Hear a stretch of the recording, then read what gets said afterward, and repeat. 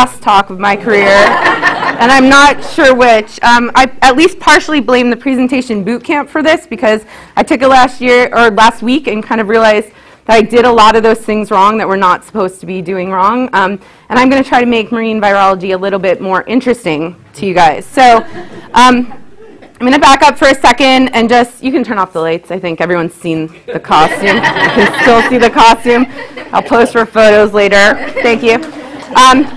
As Frank said, everything I'm going to show you today was done by a fantastic group of people in my lab. I did manage to get them all together for a picture last week, and so this is the newest bunch.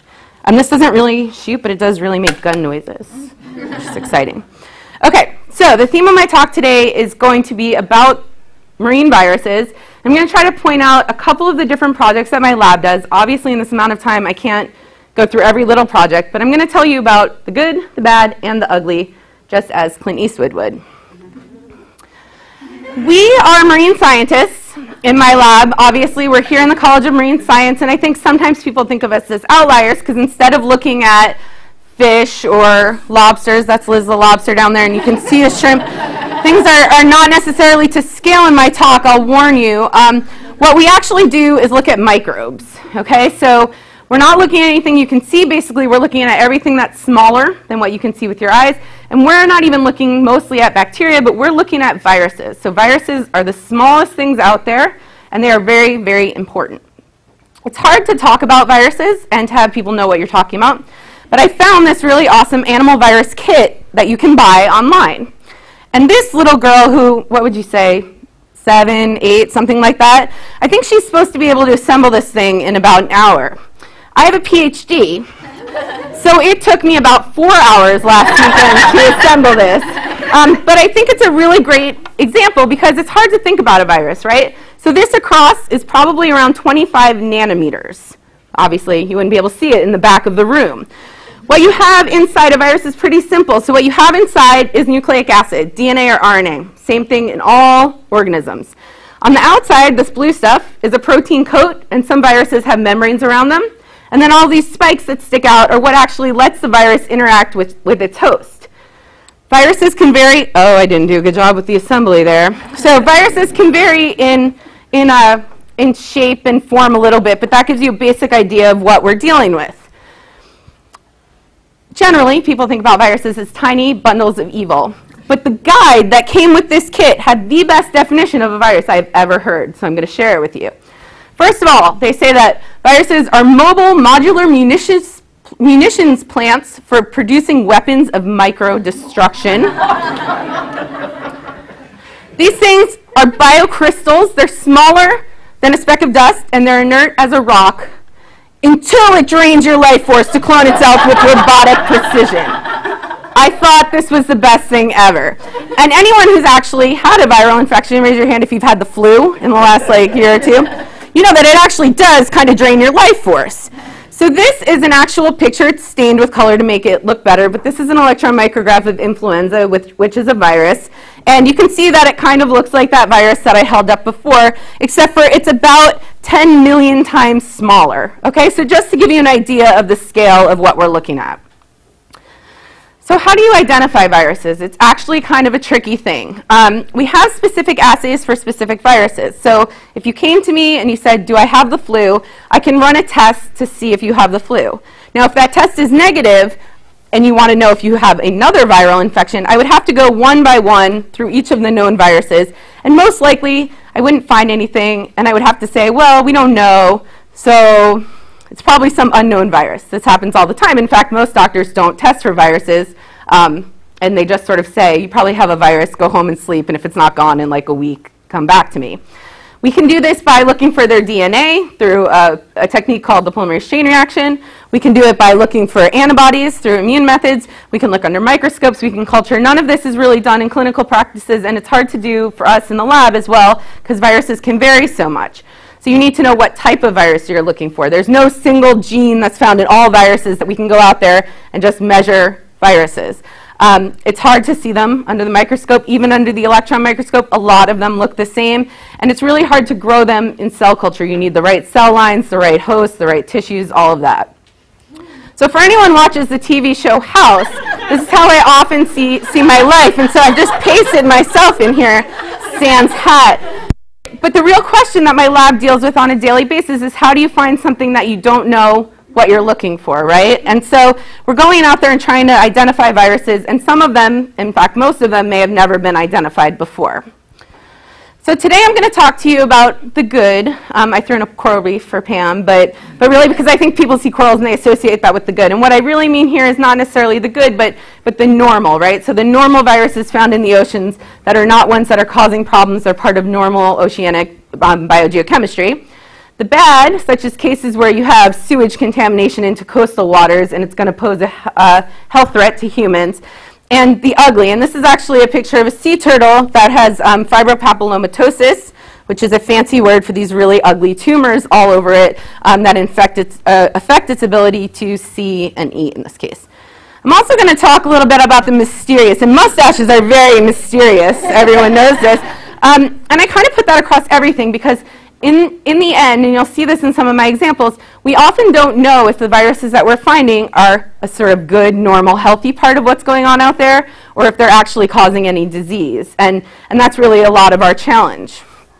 So how do we do it? Mostly what we're doing in my lab is gently grinding things up and sequencing it. We did not actually do a goldfish, but you might be wondering what I mean by stuff, because that's a pretty broad term. And literally everything on this slide, with the exception of the goldfish, are things that we've worked with in the last year or two. So you'll notice immediately not all of them are marine. I'm going to keep the talk focused on marine stuff today, but just know that we work with other non-marine things as well. We've done a lot of work with insects. In the case of like turtles and sea lions and stuff like that, we're not grinding up whole sea lions. Don't get nervous, but we're working with specific tissues or like tumors on the sea turtles, etc. And the reason it doesn't matter what we start with is because all we're trying to get to is DNA or RNA in the case of certain viruses, right? So there's DNA inside me and you. There's DNA inside copepods and phytoplankton and bacteria and viruses. And what we need to do is to get at that DNA and look at the viruses in particular. So the method that we use is called viral metagenomics. It sounds fancy. It's not really. Basically what we do is we take the sample, whether it's a starting sample of just seawater or sediment or an insect or an invertebrate, we homogenize it, we purify the viruses out of that, so we can do that based on their small size, based on their density, based on the fact that they have that protein coat around them that protects the DNA, so we can hit it with enzymes that'll chew up other things.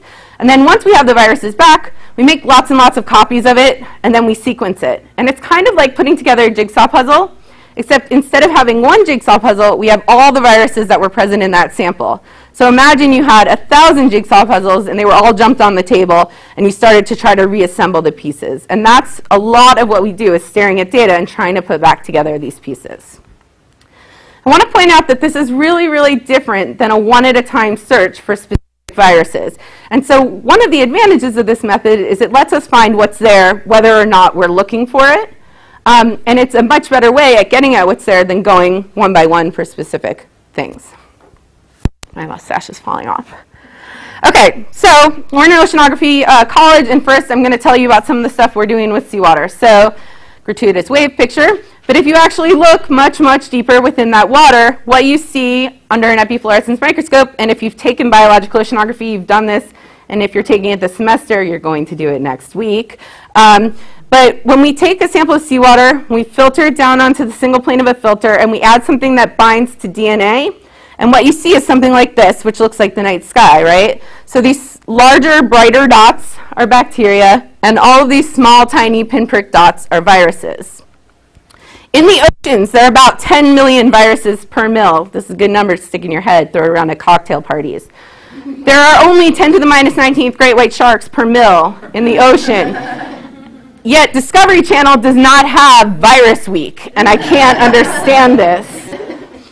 Chemists like to think more in terms of molarity than in terms of numbers, and so in the oceans we have about 17 femtomolar viruses. If you took the entire human population and you had them go swimming in the oceans, you would only have about 10 to the minus 20 femtomolar humans. There are a lot of viruses out there. We are still learning a lot about these viruses. Marine virology is actually ahead of a lot of other fields of environmental virology, And even so, we've only been at it for about 25 years, so there's still a lot of questions. Cartoons are another good way of trying to show what I'm talking about. And so in the oceans, we know that phage, which are viruses that infect bacteria, they're actually the most abundant guys out there. So most of these 10 million viruses per mil aren't out there just waiting for a human to go swimming and make sick. They're actually infecting the most abundant hosts out there, which are bacteria. So they're actually really important sort of death dealers in the ocean. So it's estimated that they release about 10 billion tons of carbon from bacterial cells per day in the oceans. They're also really good at changing bacterial behavior. So they can express genes. One of my favorite stories is cyanobacteria, which do a lot of photosynthesis in the ocean. They can be infected by a specific phage that actually carries genes for photosynthesis. It makes the bacteria stay alive, and it helps it keep photosynthesizing just enough to make like 50 copies of itself and blow the cell open. They're actually kind of little magicians. And they're drug dealers. So they're very important for moving genes around between bacterial species. And so I like to think of them as the tiny drug dealers of the oceans. So there are a lot of them out there. In general, in a milliliter of surface seawater, we see about 1 million bacteria and 10 million viruses. And even though this is one of those generality numbers, it pretty much holds true across the surface of the world's oceans. And Farouk Azam, who I was lucky enough to work with as an undergrad and is kind of the father of marine microbiology, used to call these magic numbers and even had pins made that said 1 million per mil can't be wrong. It can be. And I'm going to show you some stuff that looks at that. We have a lot of studies that have gone out, collected a single sample, and looked at the abundance or the diversity of viruses. And the problem with that is that most of these are just snapshots. So if you come back and you look at diversity, and you get a picture. I just put this one up for fun, but you get some idea of what the diversity is. How do you know whether that picture is really representative of what's going on at that site, right? So how much does it change over time? How much does it change over space? And that's one of the things that we wanted to look at. And we've used time series, like you heard about from both speakers this morning, to kind of get at this. So let me just give you an example of what some of our viral count data looks like. So this is basically obtained by making that starry night sky that I showed you before and using a computer program to count all of the viruses. And this is from the Bermuda Atlantic Time Series site off the coast of Bermuda, which was one of my first places that I worked as well. Why not? And what I just want you to notice, this pointer's not very good, but the gun is awesome. So in the surface part of the ocean, you see there's a pretty stable concentration of viruses, right? So you'd say about same number there. And then as you get deeper, let's say about 150 meters, the number kind of starts to drop off. This sample was taken in March of 2008. If we went back to the exact same site and we collected a sample in September of 2008, what you notice is instead of having this like stable number around here, you get this giant subsurface peak in viral abundance. And so this tells you that, let's say these are your only 2 samples that you have, what do you conclude? Well, do you conclude that it changes a lot over 6 months? Probably. But was it a gradual change? Was it just a one-time thing? Did a nearby boat just release some sewage into the water? Like, you really don't know, right? And so we wanted to go back to the same site and sample over and over again. And this was a project that was started by Craig Carlson at the University of California, Santa Barbara. And Rachel Parsons, who's in the middle, did a tremendous amount of work on this. And we just published it last year. And this is, even though you heard about amazing, like, really long-term studies, this is actually the first viral time series of more than a year to ever be published. And we actually did it for a decade. So this was a major undertaking. And anyone who's counted those slides knows that this is not a fun thing. And what we get is this. And this is a complicated plot. It's really worth understanding. So on the x-axis, you have the date going from 2000 to 2009. Y-axis is the depth going from the surface down to about 300 meters. And the colors on this plot are VLPs, which we call virus-like particles. So those are the small dots that we think are viruses, right? And so what you notice if you look sort of, you see these repeatable patterns, right? That's the most striking thing that comes here. And this actually turns out to be every year around September. So that's that subsurface peak that I showed you on the plot before.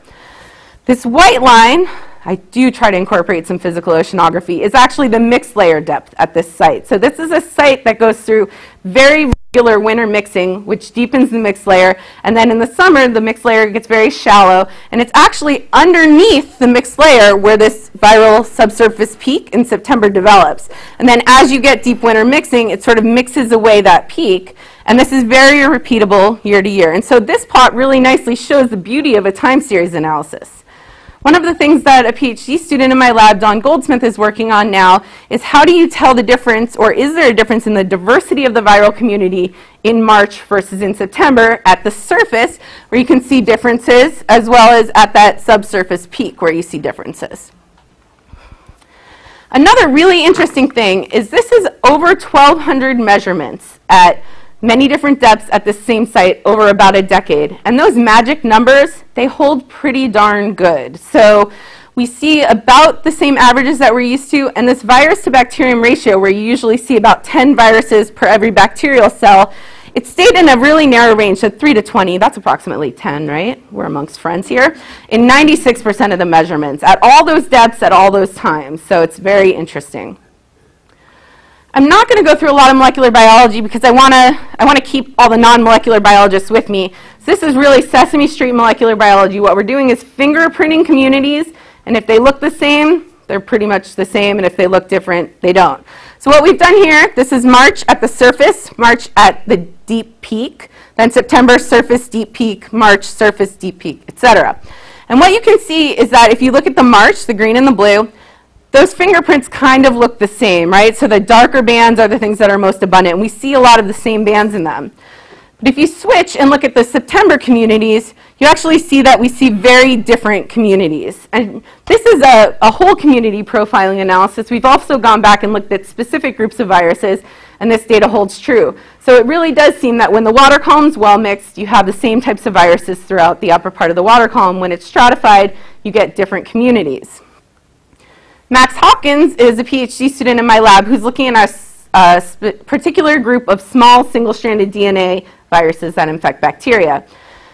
The important thing to note here is that he sees the same trend. So in March, he sees all of them clustering together, whether they're at the surface or at their deeper part. And in September, the surface ones cluster completely separately away from these dark blue surface ones. And we also see different communities than in March. We actually have much more time series data on this, but once you start to put it on a slide, I would be taking up the whole wall.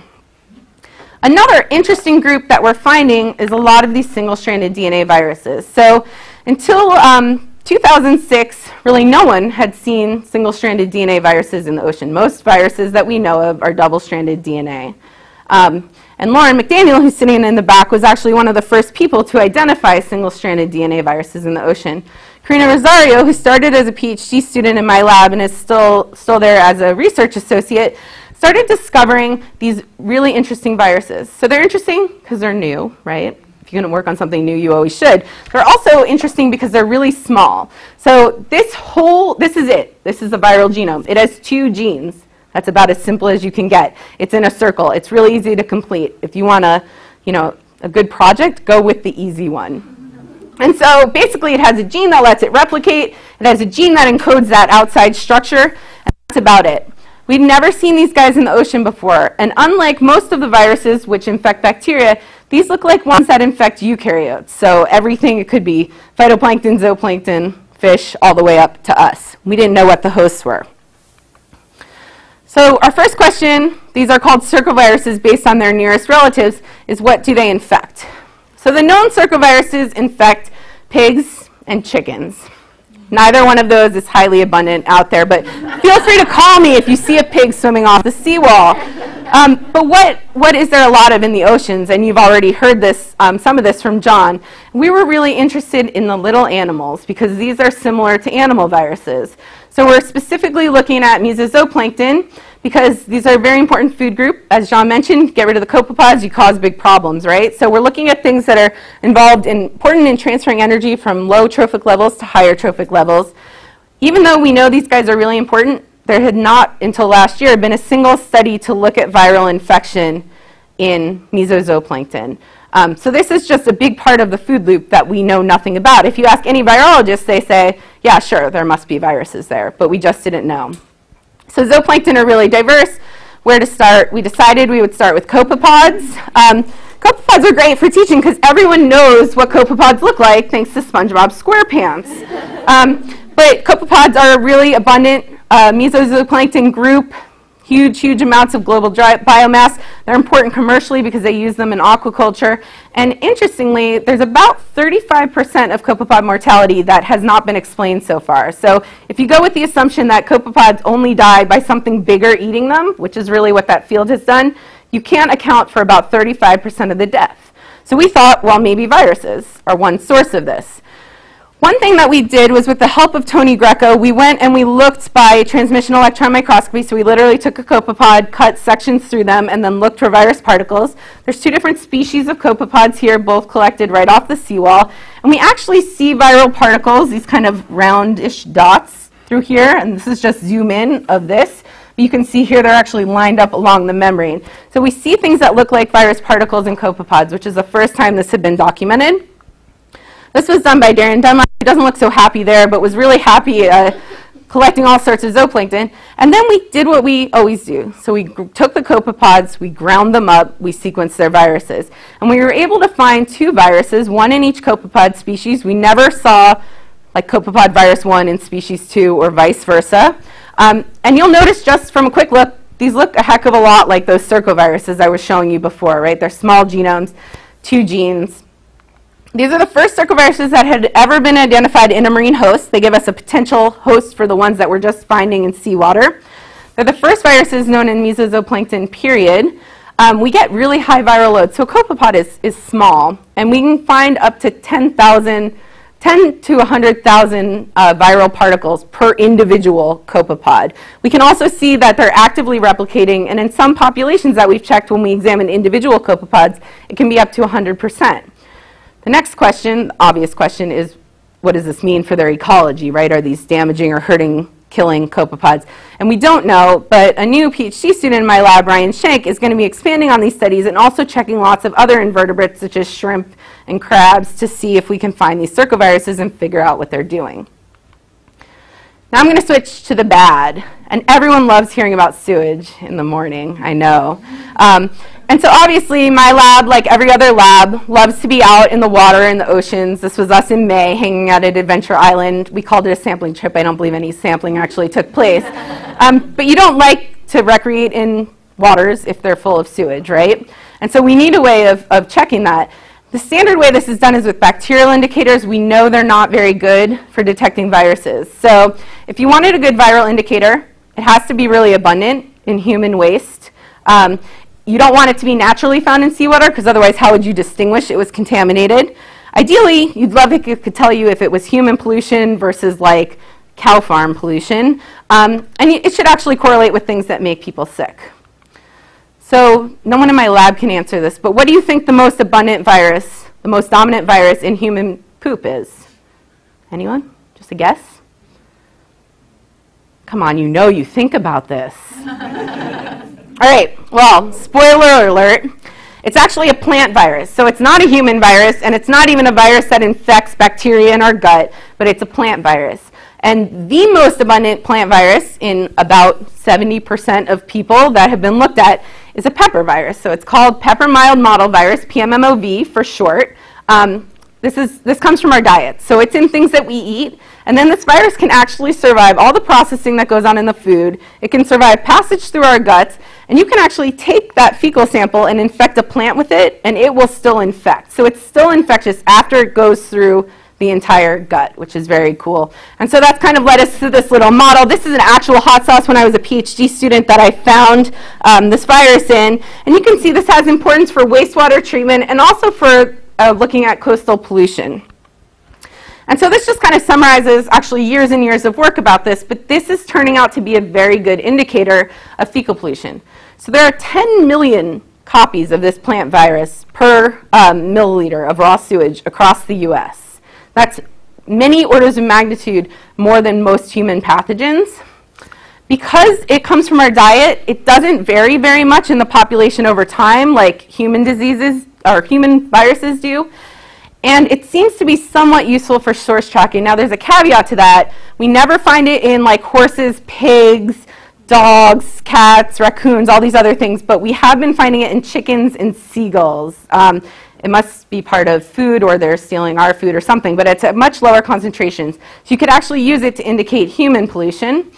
If you look at ocean outfalls, which I know you don't like to think where your sewage ends up, but it ends up in your study site in most cases, it does correlate really well with other pathogens, with bacteria, with viruses, with parasites like Giardia and Crypto.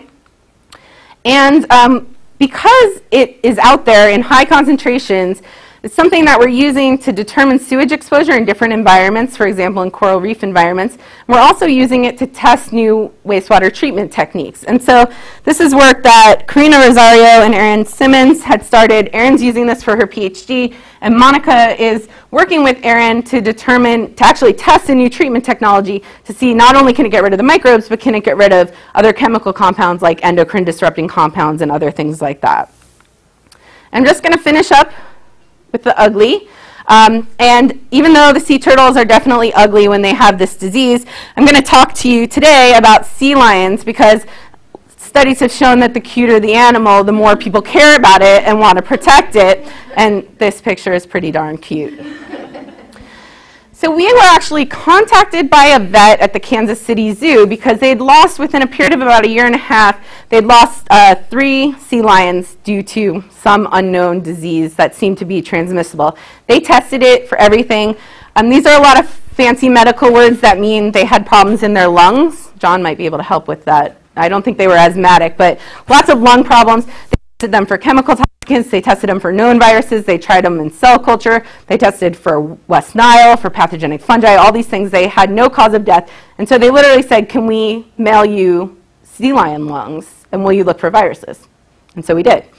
And at that time, it was Terry, who was a PhD student in my lab, and he was really excited about working with sea lion lungs. And he was able to discover a new virus in one of the sea lions that died of this disease. We then went back and tested all the other sea lions, and they were all positive for this virus.